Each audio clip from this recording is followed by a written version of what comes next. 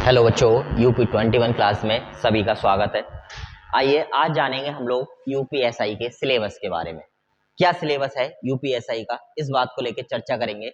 Exam के notification form भरने से लेकर लास्ट सिलेक्शन तक की सारी जानकारी आपको इस वीडियो में मिलने वाली है, इसलिए वीडियो को अंत तक देखें। और अगर वीडियो आपके काम की है, अच्छी लगती है, तो आप इस चैनल को जरूर देखें। हमारा टेलीग्राम चैनल है, अगर इसकी पीडीएफ लेना चाहते हैं आप तो यूपी 21 क्लासेस या प्रयागराज क्लासेस बिलारी के नाम से आप सर्च कर सकते हैं और चैनल को ज्वाइन कर सकते हैं। बहुत ही महत्वपूर्ण जानकारी आपको टेलीग्राम चैनल पर मिलने वाली है। चलो बात करते हैं यूपीएसआई के एग्जाम पैटर्न को लेकर के।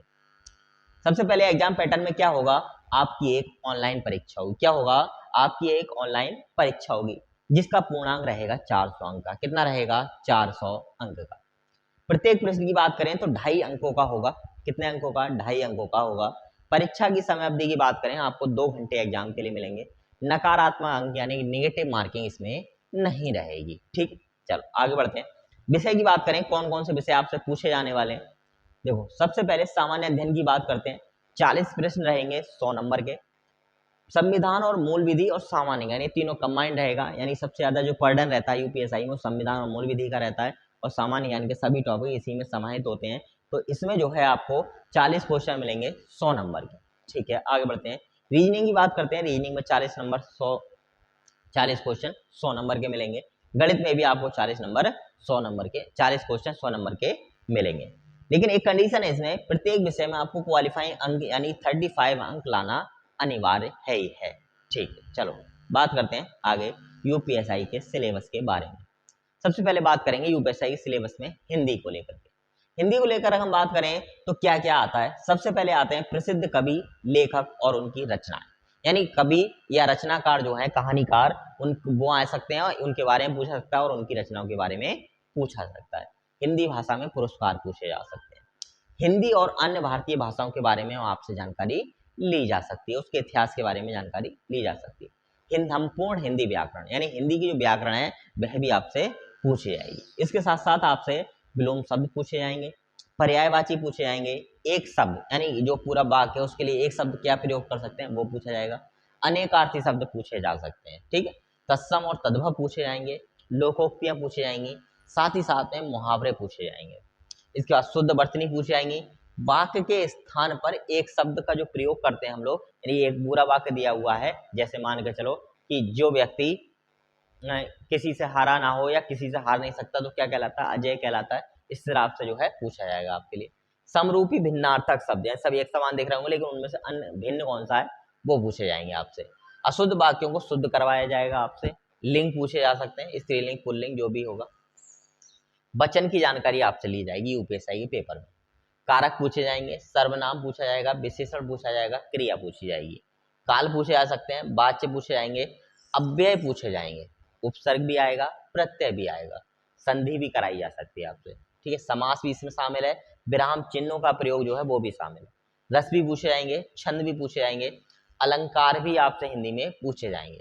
साथ ही साथ एक अपठित गद्यांश पूछा जाएगा जिससे क्वेश्चन मिलेंगे आपको, एक बोध मिलेगा, और बाकी की विविध में जो है यानी कि सारा कुछ और भी कुछ मिलता है हिंदी के माध्यम से, तो सारा कुछ जो है आपसे पूछने की संभावना एग्जामिनर के द्वारा है, क्योंकि उसने इन सारे टॉपिक को इस सिलेबस में शामिल किया हुआ है। चलो बढ़ते हैं आगे की ओर। मैथ की बात करते हैं। सबसे पहले संख्या पद्धति के प्रश्न आएंगे। ठीक है, किसके, नंबर सिस्टम यानी संख्या पद्धति के प्रश्न आएंगे। दूसरा सरलीकरण रहेगा, लासा मासा दोनों ही रहेंगे। तालिका और ग्राफ भी पूछे जाएंगे। दशमलव के बारे में पूछा जाएगा आपसे। इसके बाद बात करें ब्याज का पूछा जाएगा, साझेदारी पार्टनरशिप की बात होगी, लाभ और हानि के क्वेश्चन भी रहने वाले हैं। काम और समय की बात होगी, समय और दूरी के भी प्रश्न आपसे पूछे जाएंगे। संपूर्ण क्षेत्रमिति और ज्यामिति दोनों जो है सिलेबस में यूपीएसआई ने अपने आप में शामिल किए हुए हैं।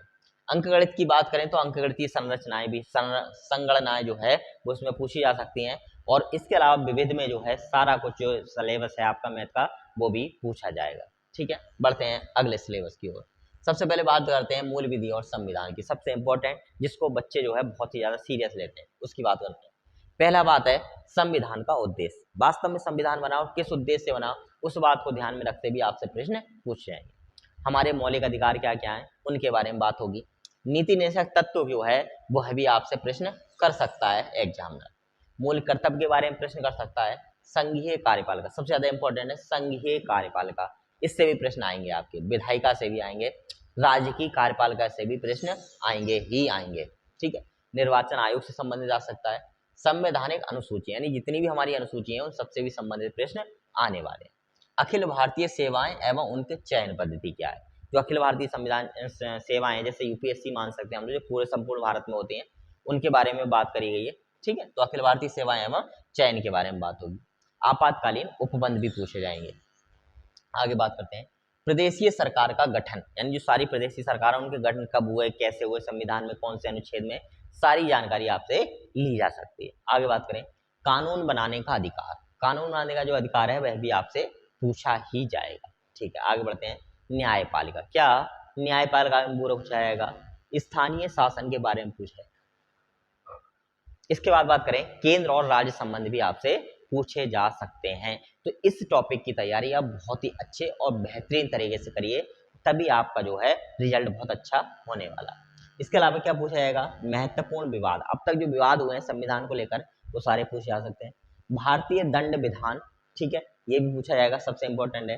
दंड प्रक्रिया संहिता, ये दोनों चीजें काफी इंपॉर्टेंट है, उन दोनों के बारे में आपसे जानकारी ली जाएगी। ठीक है, आयकर अधिनियम के बारे में पूछा जा सकता है। भ्रष्टाचार निवारण अधिनियम के बारे में भी आपसे पूछा जाएगा। राष्ट्रीय सुरक्षा अधिनियम के बारे में पूछा जाएगा। जितने भी अधिनियम है अधिकतर उनसे पूछे जाते हैं प्रश्न, कोई ना कोई किसी ना किसी टेस्ट में आता ही रहता है। आईटी अधिनियम हो गया आपका, भूमि अधिग्रहण अधिनियम हो गया आपका, भू राजस्व संबंधी कानून के बारे में भी पूछा जाएगा। मोटर वाहन अधिनियम के बारे में पूछा जाएगा। पर्यावरण संरक्षण अधिनियम है अपना, वन्य जीव संरक्षण अधिनियम है, सूचना का अधिकार है, ठीक है, साइबर अपराध है, जनहित याचिकाएं, सबके बारे में आपसे कुछ ना कुछ किसी ना किसी पेपर में पूछा जाएगा। और इसके अलावा संविधान का जो भी टॉपिक रह हुए हैं उन सब के बारे में एग्जामिनर आपसे प्रश्न कर सकता है, और आपको उसका सटीक उत्तर देकर ही क्या करना होगा, सिलेक्शन लेना होगा। बढ़ते हैं अगले सिलेबस की ओर, सामान्य ज्ञान, सामान्य जीके की बात करते हैं। ये इसी टॉपिक में है। ठीक है, टोटल यानी संविधान, मूल विधि और सामान्य ज्ञान तीनों के जो है वो 40 क्वेश्चन आने वाले। क्या क्या रहेगा इसमें, सामान्य विज्ञान रहेगी, सामान्य विज्ञान के साथ साथ जो है भारत का इतिहास एवं संस्कृति इसी में शामिल रहेगी। भारत का स्वतंत्रता संग्राम ये भी इसी में शामिल रहेगा। विश्व का भूगोल भी जो है आपका सामान्य ज्ञान में शामिल किया गया है। भारत का भूगोल रहेगा, राष्ट्रीय एवं अंतर्राष्ट्रीय जानकारी रहेंगी, विशेष तौर पर उत्तर प्रदेश का सामान्य ज्ञान रहेगा।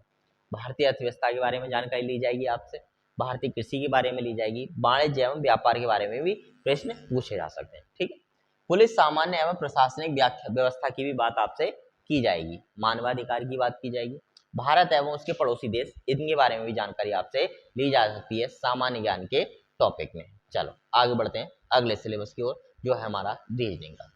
रीजनिंग की बात करें तो कोडिंग डिकोडिंग पूछी जाएगी, वर्णमाला पूछी जाएगी, सादृश्यता पूछी जाएगी, बैठक व्यवस्था पूछी जाएगी, रक्त संबंध के प्रश्न भी आएंगे, इनपुट आउट भी आएगा आपका, दिशा दूरी के भी प्रश्न रहेंगे, डाटा पर्याप्तता भी रहेगा, और बेन आरेख के प्रश्न भी रहने वाले हैं यूपीएसआई के एग्जाम में।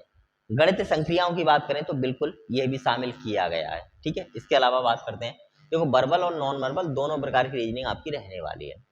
क्रम व्यवस्था के प्रश्न आएंगे, श्रृंखला के आएंगे, बिंदु स्थिति की बात करी जाएगी, वर्गीकरण की बात करी जाएगी, दर्पण छवि की बात करी जाएगी। ठीक है, आगे बढ़ते हैं, जल छवि की बात करी जाएगी, कागज मोड़ने की बात करी जाएगी, यानी प्रश्न आएंगे आपके सारे, कागज काटा कैसे जाता है उसकी चित्र के बारे में पूछा जाएगा, वर्गों एवं त्रिभुजों का निर्माण पूछा जाएगा आपसे। ठीक, चलो आगे बढ़ते हैं, घड़ी के बारे में प्रश्न होंगे, कैलेंडर के बारे में होंगे, पहेली परीक्षण के प्रश्न जो है पूछे जाएंगे, कथन एवं निष्कर्ष पूछे जाएंगे। इसके अलावा जितना भी रीजनिंग का सिलेबस है वो सारा का सारा आपसे जानकारी ली जा सकती है।